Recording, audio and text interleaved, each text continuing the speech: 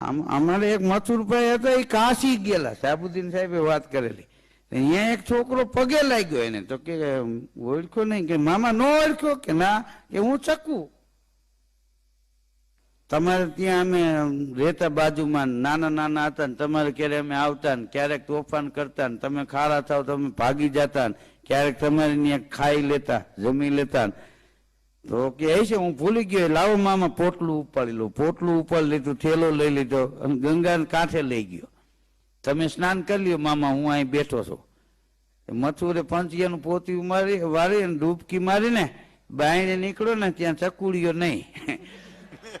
થેલો ને ટોપલું ઓલું પોટલું બધું લઈને ખેંખટિયા કરી ગયું. બોલો, એ કાશીની બજારમાં ભીના પોતીએ મથુરભાઈ હામા મળે ને પૂછતા હતા કે ઓલા ચક્કુ ને જોયો, કે કયો ચક્કુ, કે નો અમારે ઘેરે આવતા તોફાન કરતા, હું ખારો થતો ને ભાગી જતા, ક્યારેક અમારે ઘેરે જમી લેતા. ને હવે કાશી વાળાને ખબર હોય.